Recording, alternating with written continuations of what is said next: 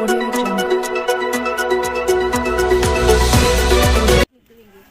उसे अकेले आना होता तो वो हमसे कह देता था कि मम्मी हम अकेले आ रहे हैं।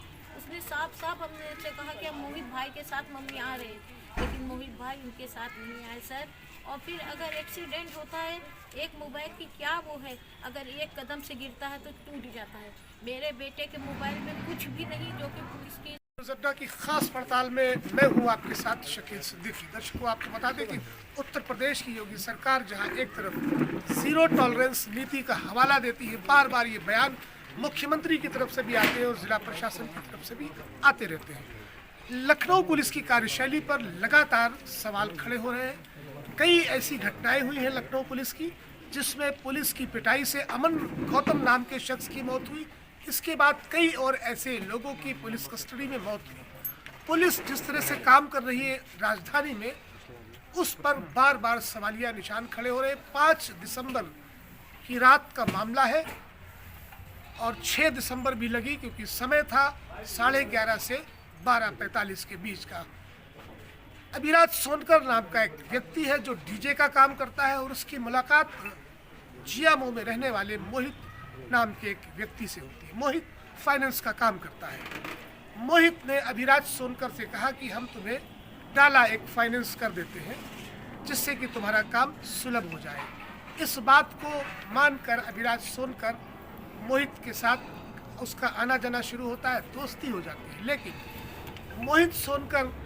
मोहित को अभिराज सोनकर जब 3,10,000 रुपये दे देता है, उसके बाद दोनों का आना जाना शुरू होता है। और 5 दिसंबर की रात मोहित नाम का वो व्यक्ति अभिराज को अपने साथ लेकर चला जाता है और ये कहता है कि वो अभी वापस आ जाएगा। लेकिन जब परिवार के लोग उसे फ़ोन करते हैं तो वो बार बार कहता है कि बस मैं अभी निकल रहा हूँ, मैं अभी खाना खा के, क्योंकि मोहित उसे अपनी गाड़ी से उसके घर से ले गया था, तो एक नैतिकता बनती है कि उसे रात को वापस छोड़ा भी जाए, लेकिन ऐसा नहीं होता है। अभिराज सोनकर वहाँ से किसी एक्टिवा से गाड़ी से वहाँ से चलता है और रास्ते में उसका एक्सीडेंट करा दिया जाता है और 10:90 पर उसकी मौत हो जाती है। मौके वारदात पर मौत हो जाती है। गौतमपल्ली थाना लगता है। पुलिस बहुत फुर्ती दिखाते हुए किसी एक तरह से जो एक दुर्घटनाग्रस्त वाहन था उसे बरामद दिखाकर मामले को इतिश्री कर देती है। और जो बयान दर्ज करवाए जाते हैं अभिराज सोनकर के माता पिता से, वो भी पुलिस के दबाव में होते हैं। क्या नाम है आपका? राजेश राज सोनकर। क्या हुआ था उस रात जब आपने बताया कि आपका बेटा मोहित नाम के उस व्यक्ति के साथ कार से गया था, तब क्या हुआ? शाम को 7 बजे वो तैयार होता है, तो कहता पापा फ़ोन आया मोहित भाई साथ मैं जा रहा हूँ। तो मैंने कहा बाहर आया, तो कहने पापा लालबाग में बुला रहे मोहित मंदिर के पास। वो चला जाता है उनके साथ, कहता है पापा आज जो है हम डाला की चाबी लेके आएंगे।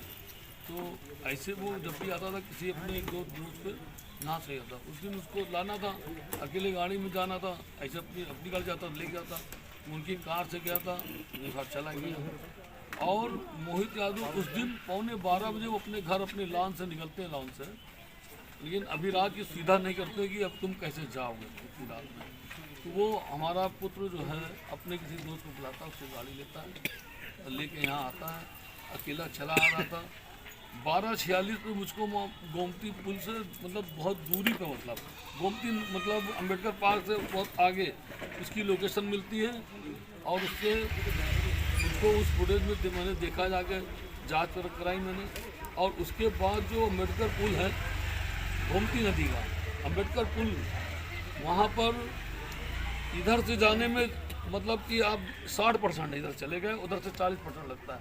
और दोनों ही कैमरे मौजूद है उसके सर पे और उसमें फुटेज नहीं आता है।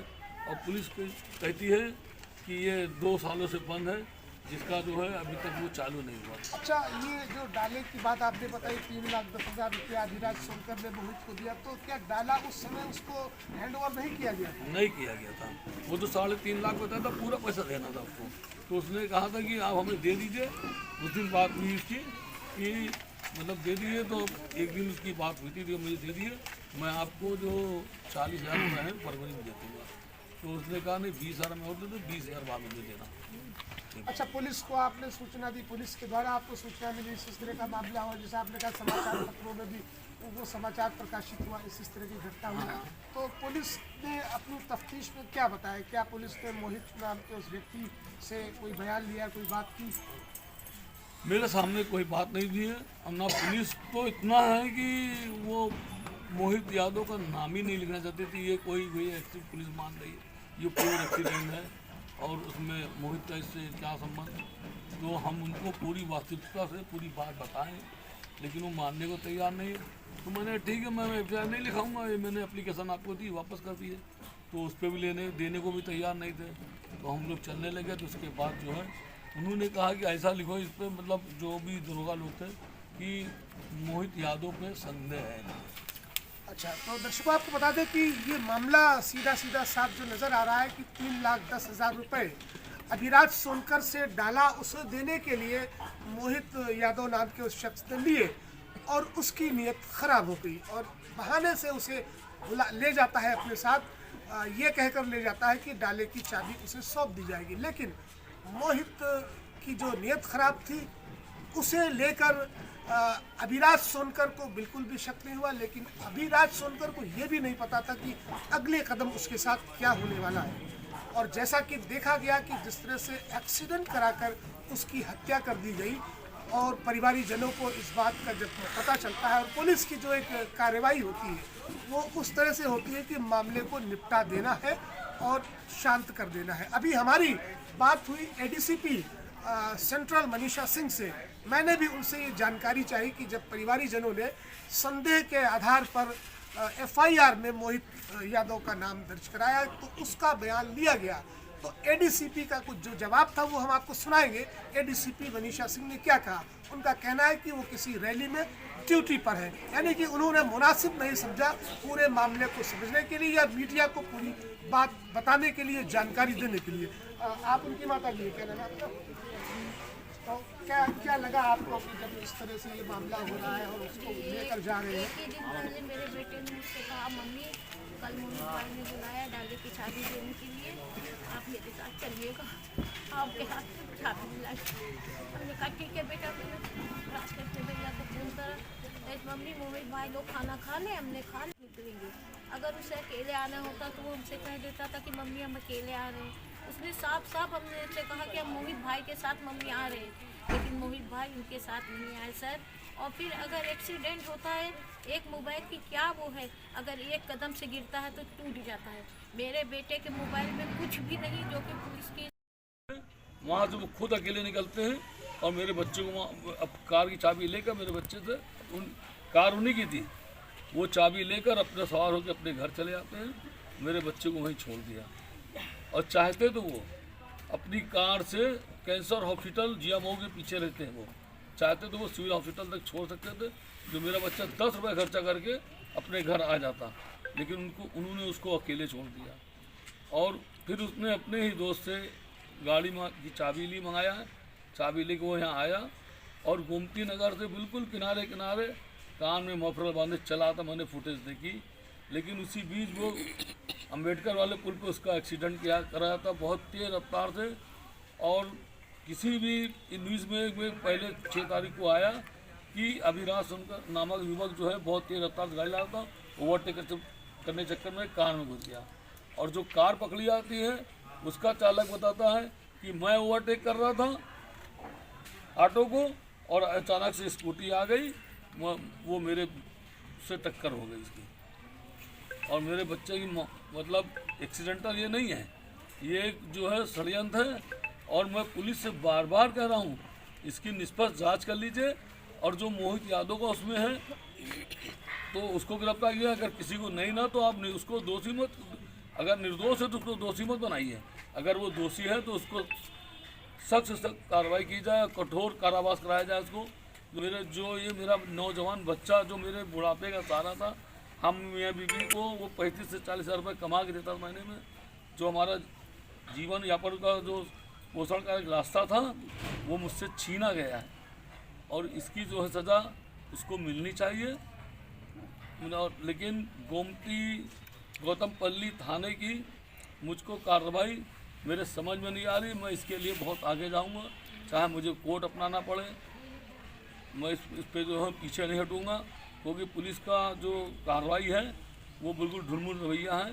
झूठ पे झूठ बोलते हैं कि वो पगला नहीं गया, और जब हमसे सब कुछ करा लेते हैं थाने में 3 दिन बाद, तो उसके बाद उनको बताते हैं कि मुझे किसी से सूचना मिली लोगों से कि अज्ञात वाहन एक सांस्कृतिक विद्यालय गोमती नगर है, वहाँ खड़ा है, और उसको जो है क्रेन द्वारा उठा के थाने ले आते हैं, और उसी दिन उसकी जमानत हो जाती है 9 तारीख को, ये कहते हैं, और जमानत उसकी पहले हो गई है। झूठ पे झूठ मतलब गुमराह कर रहे हैं। और फिर एक बार कहते हैं कि पीवीआर के पास पुलिस जवानों ने उसको दौड़ा के घटना वाले दिन पकड़ लिया, गोमती नगर में पकड़ लिया, गाड़ी के टायर पंचर हो गए थे। जब क्रेन से गाड़ी उठ के आई है, बिल्कुल हवा भरी भी बिल्कुल वैसा ही है। और मतलब झूठ पे झूठ, पुलिस हर एक बात पे झूठ बता रही है, हम लोग गुमराह कर रही है, उसने कोई सही बात नहीं बताई। ठीक, थैंक यू। की माता जी से भी बात की, उन्होंने जो पूरी बात बताई, और अभिराज सोनकर की माँ से बात की, उन्होंने पूरी बात बताई। हमारे हाथ में जो FIR है जिसमें तो धाराएं लगाई गई है 106 अनुच्छेद 1 और 281, 324, ये बहुत ही हल्की और मामूली सी धाराएं गौतमपल्ली थाना की तरफ से लगाई। इसके जो आयो है सूर्यसेन, उनकी जो कार्यशैली है उस पर तो लगातार सवाल खड़े हुए हैं। अब सवाल ये उठता है कि उत्तर प्रदेश में पुलिस का काम क्या धन उगाही का हो गया है? क्या पुलिस थानों में धन उगाही के अड्डे खोले जा चुके हैं? अभी मैंने जब DCP सेंट्रल को 2 बार फोन लगाया, फोन नहीं उठा। ये शिकायतें लगातार मीडिया की तरफ से भी मुख्यमंत्री तक पहुंचाई जाती रही हैं, लेकिन अभी तक इसमें कोई सुधार नजर नहीं आ रहा। अब मामला यहाँ पर हत्या का है या फिर दुर्घटना हुई है, इसको तफ्तीश के आईने से देखा जाएगा, और पुलिस अगर पूरी ईमानदारी से इस मामले में तफ्तीश करती है तो न्याय मिलने की कहीं से संभावना नजर आती। फिलहाल के लिए न्यूज़ अड्डा इस मामले पर पल पल की नजर रखे हैं। आगे क्या अपडेट होगी, पुलिस की क्या तफ्तीश होगी, क्या अभिराज सोनकर के परिवारीजनों को न्याय मिलेगा और मोहित यादव नाम का वो शख्स सलाखों के पीछे होगा, इसे अभी समय पर छोड़ना होगा। फिलहाल के लिए देखते रहे न्यूज़ अड्डा।